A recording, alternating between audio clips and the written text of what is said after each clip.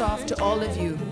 I work mostly in the education sector, but the 20 or 10% of my time over the last 2 years spent in child protection has opened my eyes significantly. Let's give everybody a big hand in this audience. Aiko, Aiko.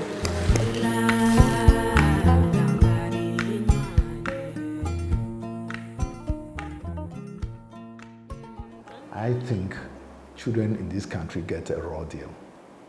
And children in many societies get a raw deal because they are among the most vulnerable, voiceless. And it's therefore easy for adults to shove them aside. You know, they are very entrusting, okay, because of the innocence and so on. And especially if I come back to Ghana, you know, my observation is that children get beaten, insulted, and sometimes the extreme levels of abuse easily. It's so easy. You see it around us all the time. I mean, I grew in this culture, so I know how parents and adults, you know, even now that corporal punishment has been banished from schools, you still see, you know, teachers holding canes and, you know. So I have been someone who believes strongly that children must be protected. Children must be allowed to ask questions, because as they encounter the world, they are marveled by, you know, about the world, and they want to know more, and so they ask questions. But I realized that we quickly kill that curiosity in children in our culture. We shut them down, shut them up. We don't allow them to discover. So it's been a passion of mine, where I always wanted to make sure that children get the best that is possible. And it's our responsibility as adults to give them the best. As an organization, we have 7 strategic themes. And child rights and child protection is one, because we think that children are fundamental to the sustenance of society. And they are also fundamental to development. And so if we can champion a child-centered approach where children will be given the safe space to develop, to grow, and they can access their rights effectively, then we are building a sustainable society. The opportunity came just by chance when International Cocoa Initiative, luckily the gentleman who went to head it and PDA had started some conversation around community-driven initiative on a certain project. And when he went to head International Cocoa Initiative and wanted this whole issue of child labor, of course, what came to his mind was this community-driven initiative dimension of it. So he approached us at PDA, and of course, I saw this as opportunity to have a conversation around how do we engage communities, how do we engage our Ghana, you know, on this whole issue of children, you know. So that was the opportunity in 2004, you know, for us to venture into this area of working on children and child protection and child labor, child-related issues. We're working as researchers in child welfare, child's rights, child's maintenance, and then, of course, we ended up coming up with all kinds of things about child marriage and that kind. You know how these issues dovetail into. And then, because I was also working in the Commission of Human Rights and mainly in charge of the legal, but legal also meant complaints, and then education. So I was in FIDA. I already had a trend to work on children and women's issues, those welfare issues. So It's like if you send me on child maintenance, immediately I start spotting all the other issues in the environment. Like Chris said, we've been working in child protection from the time we started, because pretty much all the things we work on make sure that we include the voices of children. So sometimes we might be working on LEAP, for example, and we're looking for children within that, or we're working on Yangdachi, one of the programs that Tony worked on for many years in the cocoa, child labor in the cocoa industry. You know, the focus was children, and the planning and the future of that program was children. So I think almost everything we touch thinks about the next generation, and so in that sense, we've been doing it for a long time. But in terms of and so that's a big achievement, I think, to have got that child strand underpinning a lot of our work. Will not pass the test of time and the test of child protection as we understand. I attended a workshop on it, which was also like a knowledge sharing workshop on education, something around education, research dissemination. And I sat through the whole event. PDA was invited and I represented PDA there. I sat through the whole event and I was like, these presentations that are being done here, PDA has more than enough of these. You know, so I had a conversation with the MD at the time, Glowing, and then the board chairman, and then I said, look, I think we need to set up something that can demonstrate the kind of knowledge we have, the PDA as a hub of knowledge.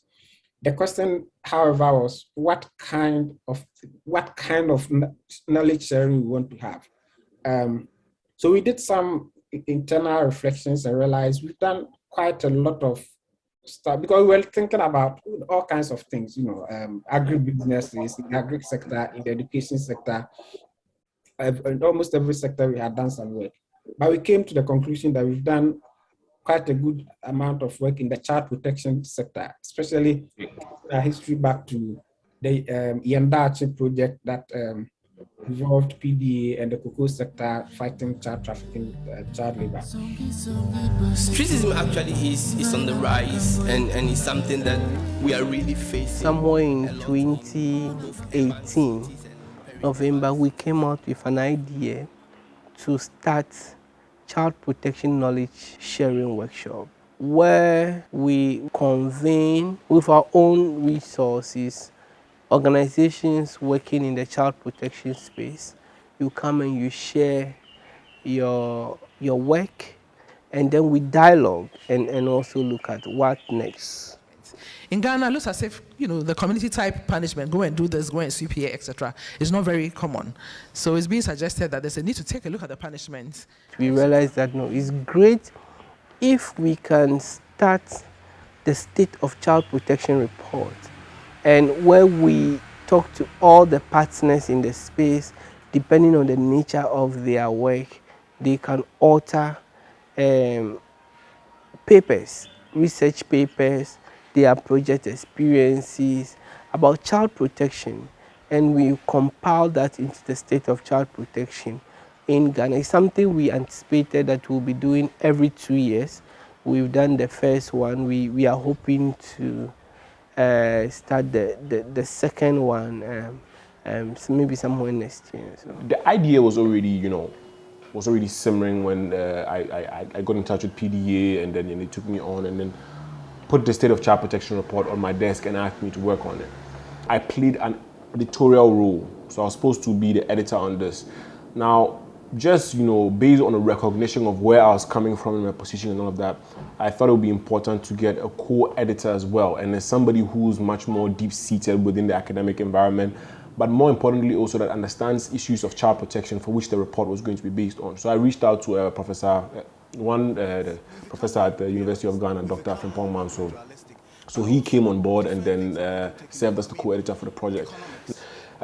We came to an understanding that we had to touch on as many issues on child protection as possible. We looked at issues of child abuse, we looked at issues of streetism, we looked at child marriage and sexual exploitation. We also looked at child online protection, among a few others. The knowledge sharing workshop and how it has been transformed into something almost like a national event it's something that makes me very proud. And I mean, if you think about the SDG kits as an initiative from PDA, which did not have funding from any other organization, but PDA consciously decided that we wanted to advance the knowledge of children about the Sustainable Development Goals and to let them transform some of those Sustainable Development Goals into practice in their communities. Then, I mean, it makes you think about PDA as having children as its central focus, and the well-being of children very critical to what we do.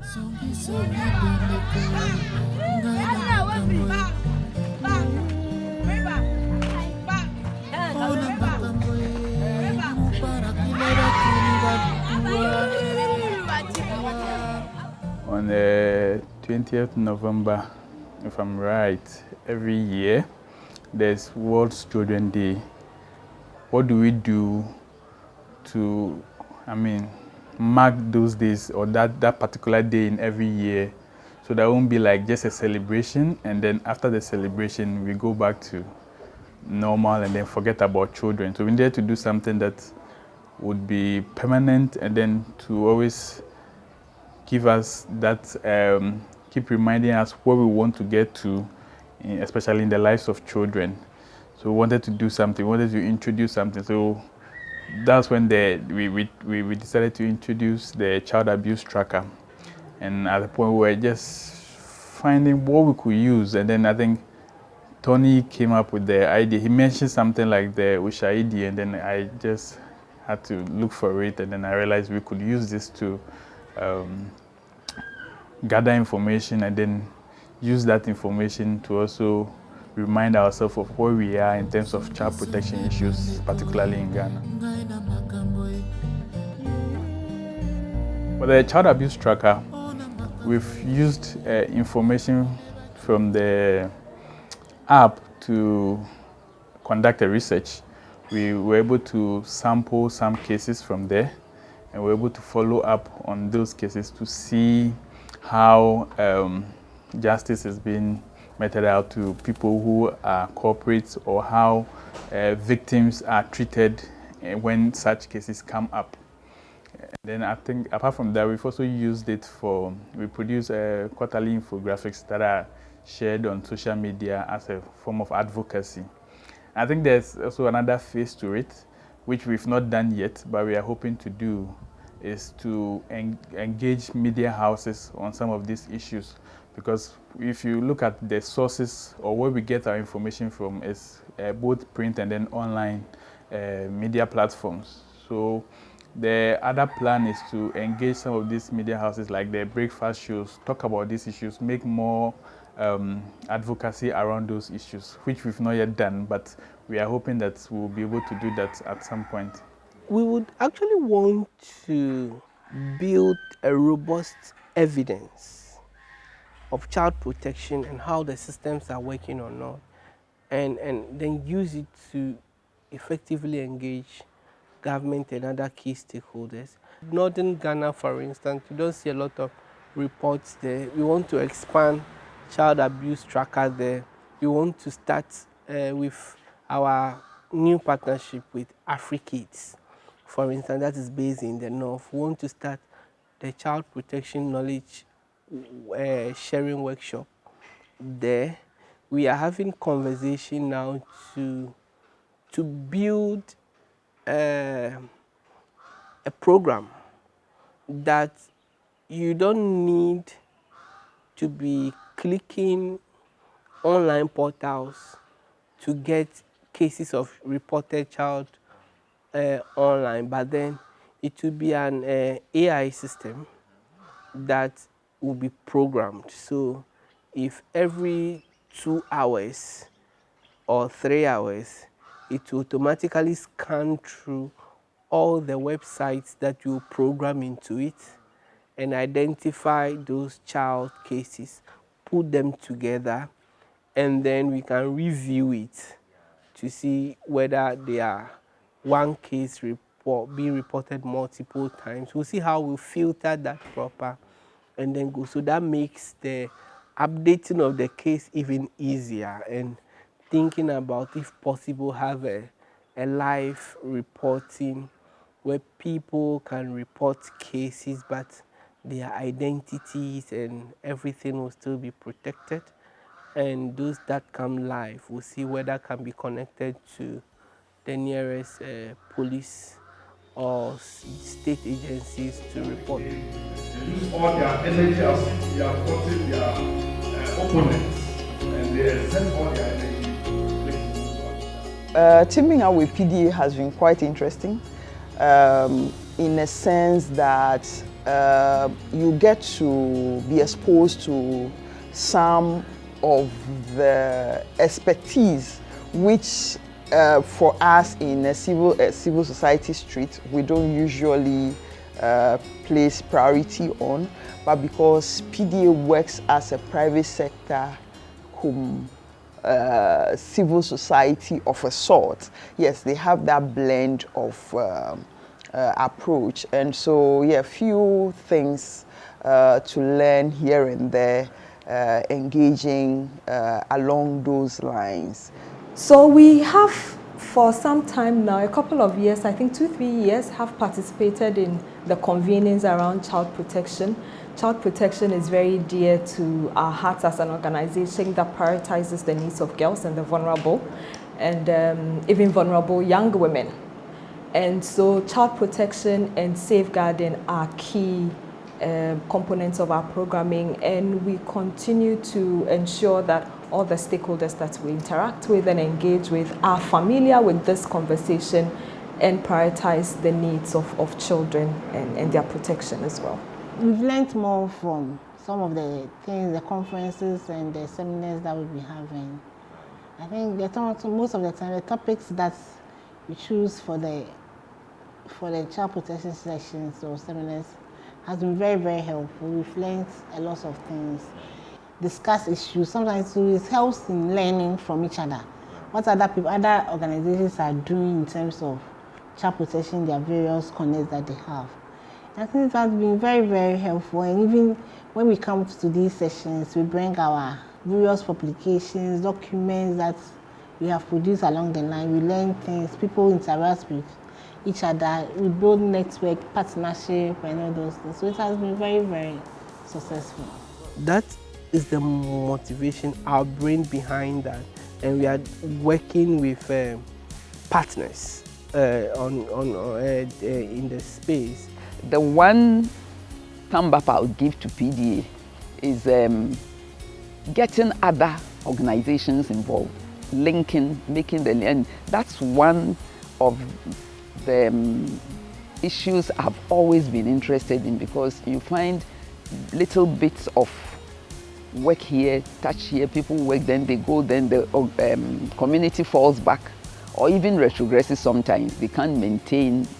But the work PD has done is usually to make sure that once it's started, the community continues, or there's a link to ground-based communities. There's this idea of life worlds that we came across at one point, that everyone works in their little life world. So MPs talk to MPs, media talks to media, donors talk to donors, CSOs talk to CSOs, and people don't come together to unite their experience and push in the same direction, or not in the same direction, depending on what seems right. But to get everyone to collaborate, I think is an important thing.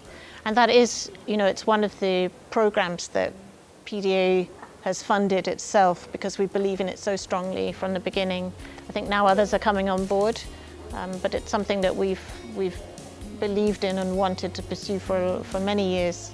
And it's built on those 20 years of experience at very many different levels in many different spaces.